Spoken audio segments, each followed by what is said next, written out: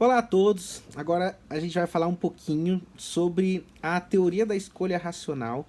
E para isso a gente quer afinal definir, porque lembre-se que a gente está falando entre jogadores em teoria de jogos, né? A gente quer achar uma forma de definir a preferência de cada um dos jogadores e como que esses jogadores eles fazem as suas escolhas, né? Então esse que é o nosso objetivo agora.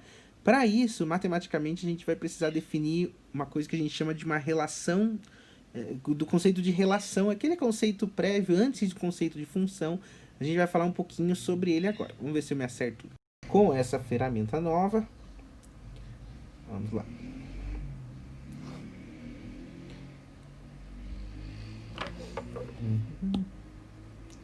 Então vamos lá. Como que eu apago isso aqui? Pera aí. Beleza.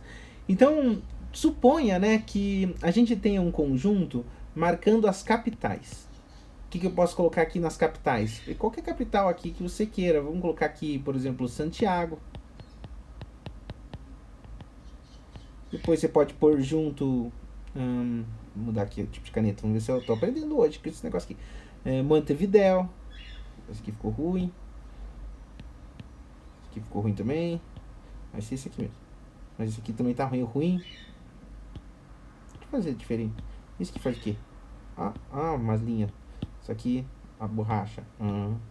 Tem como deixar maior, será? Acho que tem aqui, ó. A gente tá aprendendo, ó. Aqui ficou grande. Aqui grande. Aqui mais grande. Aqui grande, bem grande. Aqui não gostei. Gostei disso aqui, mas quero maior. Vamos ver. Isso que eu quero. Agora como que eu apago tudo aqui? Borracha aqui. Não, borracha aqui. Era ali mesmo.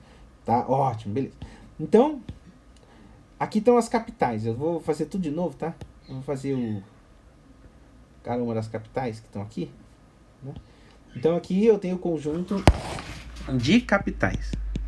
Quem pode entrar aqui? Então eu coloquei Santiago, né? Você pode colocar Montevidéu.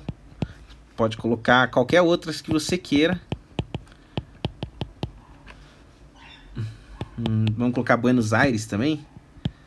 Tal da Argentina e assim por diante. Então, nesse conjunto, você pode colocar as capitais. Eu coloquei aqui alguns deles, né? Suponha outro conjunto chamado conjunto países. Então, nesse conjunto, eu coloco alguns países. Vou colocar a Argentina, o Chile e o Uruguai.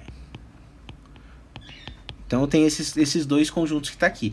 Quando a gente está falando de relação, o que acontece é que a gente está marcando ou indicando que existe um vínculo entre os elementos de um conjunto e os elementos de outro, né?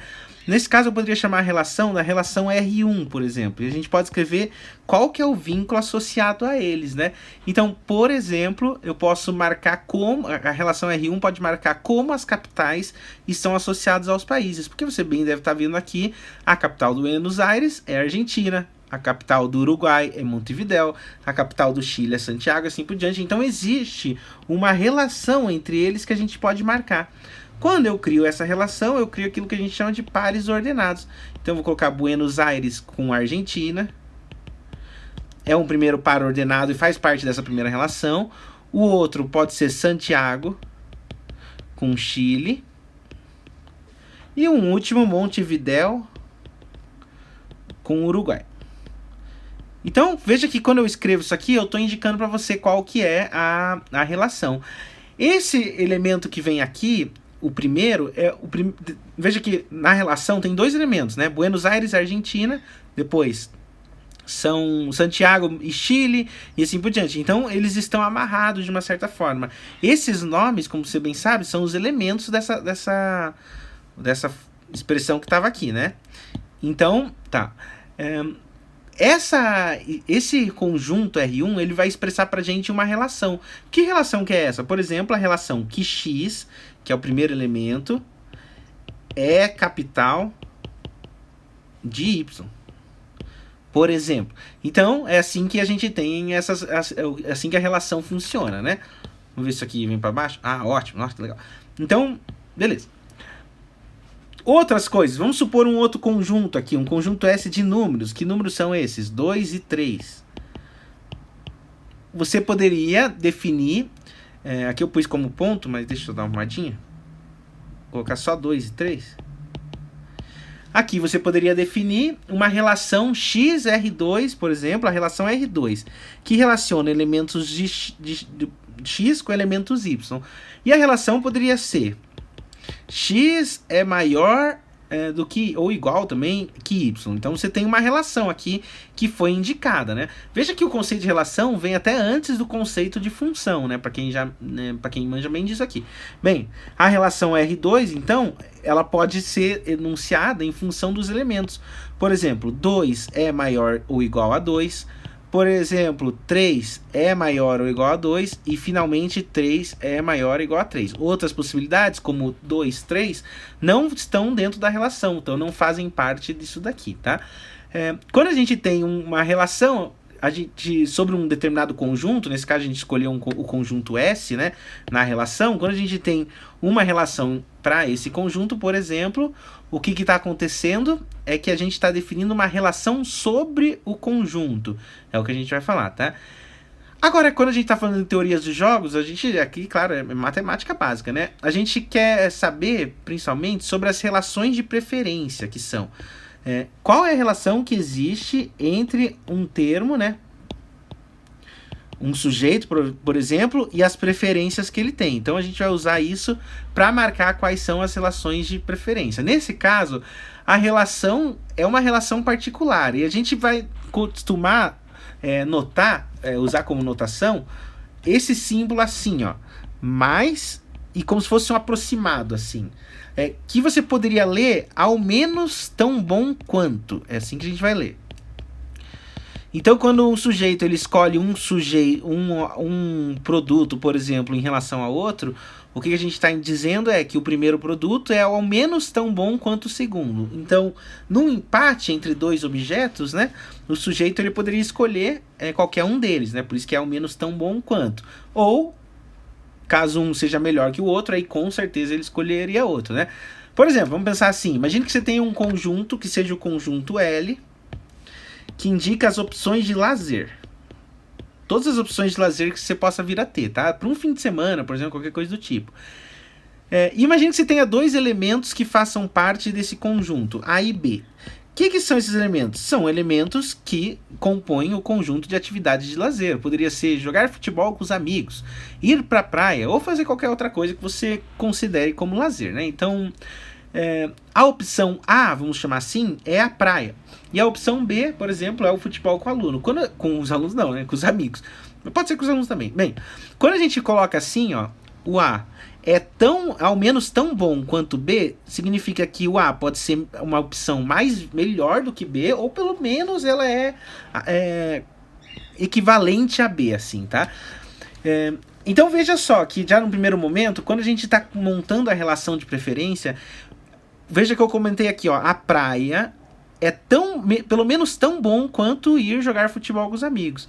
Quando eu coloco esse tipo de relação, veja que eu não estou concluindo se a praia realmente é melhor ou é igual. E a gente nem consegue dizer isso aqui, tá? Então, quando a gente tem uma relação de preferência marcada, a gente não consegue dizer com certeza se a primeira supera a segunda. Ou se é indiferente, porque é maior ou poderia ser igual, né? A gente não sabe qual que a gente está tratando. Claro que existem outras relações, porque a relação de preferência ela está amarrada a outras duas relações. Uma das relações é a relação de preferência restrita, né? Quando eu com certeza prefiro B, eu escrevo A, prefiro B, né?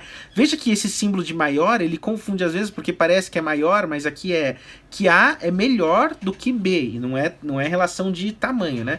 E essa relação, quando eu indico assim, que você poderia dizer que parece ser aproximado, não, o que ele está dizendo é uma relação de indiferença. Então aqui tanto faz A ou B, né? Beleza. Então a gente consegue definir um tipo de relação de preferência. Como que é a relação de preferência? X é com certeza melhor do que Y, é equivalente a dizer, é a mesma coisa que dizer que X é ao menos tão bom quanto Y, mas Y não é ao menos tão bom quanto x. Então veja que a gente amarra a relação de preferência estrita em relação ao conceito que a gente acabou de colocar, que é a relação de preferência. Essa relação aqui é preferência estrita, que a gente chama. Então guarda esse conceito que está aí, tá? Esse símbolo, como você bem conhece, é C e somente C, diz que é a mesma coisa, né? Se o x... se você tem uma preferência estrita a x do que y, isso é equivalente a dizer que x é ao menos tão bom quanto y, mas y não é ao menos tão bom quanto x, tá? Ótimo. Vamos ver o que mais a gente poderia comentar sobre aqui. Como que a gente poderia definir a relação de indiferença em função da relação de preferência, né? Então, veja, a indiferença seria algo mais ou menos assim. A gente denota ele x indiferente a y. C e somente C é a mesma coisa que x é ao menos tão bom quanto y e y é ao menos tão bom quanto x. Então esse conceito que a gente está dizendo é o conceito finalmente de indiferença, quando você tem uma diferença entre o que você poderia escolher, e aí a gente tem esse símbolo de indiferença aí, tá? Que mais? O que o pessoal acaba confundindo, né? Essa relação binária, que é ao menos tão bom quanto, não é a relação maior ou igual, tá? Eu já comentei aqui atrás, mas já vamos falar novamente, tá? Mas quando eu falo maior ou igual, quando eu uso esse símbolo aqui, ó, eu tô comparando dimensões. Quando eu faço isso daqui, ó, eu tô comparando preferências. Toma cuidado com isso, que tem muita diferença, tá? Porque isso aqui, o primeiro caso, né? Você pode usar quando você está comparando peso, quando está comparando medida, altura, moeda, assim por diante, né? Você pode dizer, uma temperatura é maior do que outra, ou assim por diante, né? Mas, aqui você está falando preferência do consumidor, ou alguma coisa preferência do jogador, ou assim por diante. Só não confunde. Eu vou tentar falar e deixar os símbolos bem diferentes, porque o que muda é o símbolo de indiferença aqui, tá? Mas tente não confundir nesse caso, tá? Mais algumas coisas, né? Olha só, por exemplo, quando eu digo de maior ou igual, se eu coloco assim, ó, se A é maior ou igual a B, e B, por sua vez, é maior ou igual a A, então o que a gente acaba concluindo é que o A é igual a B. Mas veja como existe uma condição parecida, tá? Mas é só a interpretação que é diferente, né?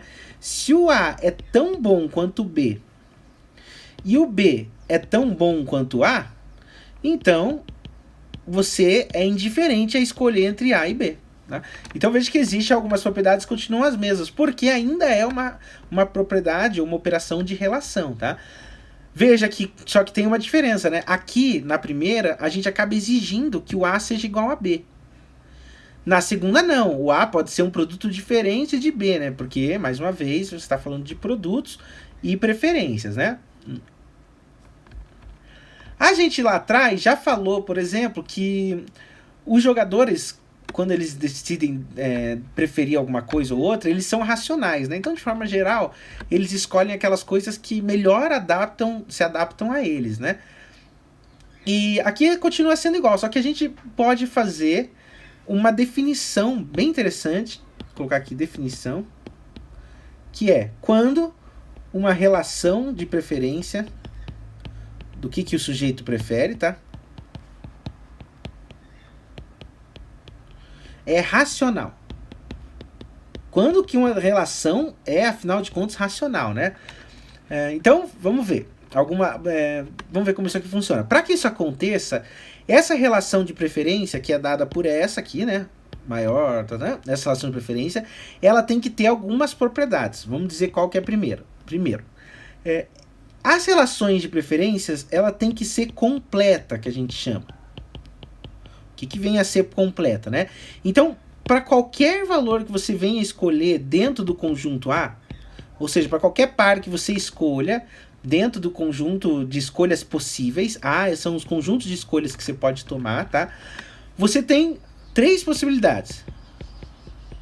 O que pode acontecer? Primeiro, pode ser que X seja tão melhor do que Y. Pode ser que o Y seja tão melhor do que X. Ou pode acontecer ambos.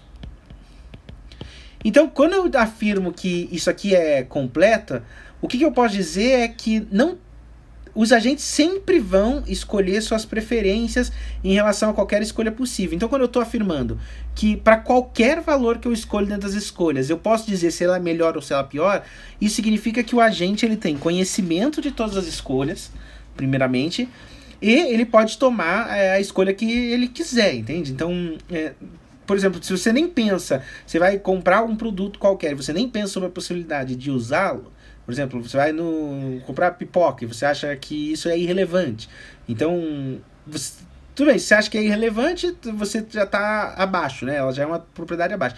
Mas você tem que perceber que você tem que ter um conjunto que você pode escolher e você tem que poder escolher todas as comparações possíveis. Se você for escolher entre pizza do tipo A, B, C, D, E, F, G, a relação de preferência vai ser racional quando ela é completa, ou seja, quando ela conhece todas as possibilidades. É o suficiente? Não. Porque a relação de preferência ela também tem que ser transitiva, que a gente chama. Transitiva é aquele termo que já vem lá da matemática, quando a gente consegue passar uma propriedade em sequência, vamos dizer assim. Vamos escrever isso formalmente? Para ser transitiva, para qualquer 3 escolhas que você venha a ter em relação às escolhas possíveis, o que acontece é que, sendo x tão melhor ou igual a y, e sendo y tão melhor ou igual a z, então o que a gente acaba concluindo é que o x com certeza é tão melhor ou igual a z. Veja que isso faz sentido, né? Se x é melhor do que y, vamos pensar assim, e o y é melhor que z, o que a gente tem que concluir é que o x é melhor que z. Então, quando a gente passa a comparar x com z, esse ordenamento ele tem que se preservar, né? Então, quando você garante a propriedade transitiva, o que você está passando é uma consistência nas escolhas. Porque, veja, por exemplo, se fosse praia, futebol e cinema, por exemplo. Se a praia é tão bom ou melhor que o futebol, e o futebol é tão bom ou melhor que o cinema, então a praia tem que ser tão bom ou melhor que o cinema. Não faz sentido você ficar confuso ao escolher entre a praia e o cinema, se você já decidiu entre praia e futebol e cinema, né? Então não tem por que você voltar.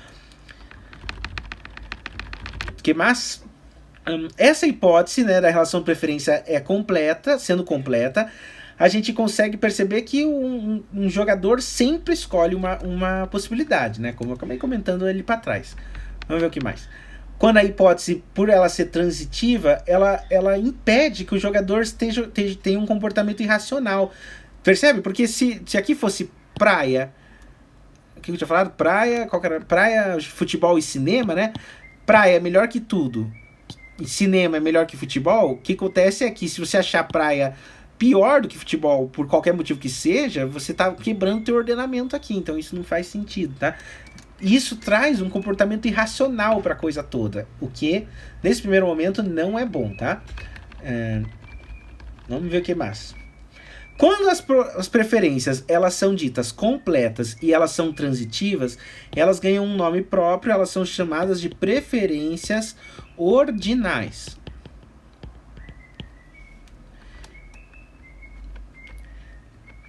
É a partir delas que a gente vai definir se um jogador é ou não racional, tá? É isso que a gente vai fazer. Só que, pra gente fazer isso, eu vou lá pro próximo vídeo para ver se isso aqui deu certo, que é a primeira vez que estou usando essa ferramenta. Vamos lá, como que eu encerro isso aqui? Será? Parece que é aqui. Parece que não é aqui. Parece que eu me perdi. É aqui, tchau.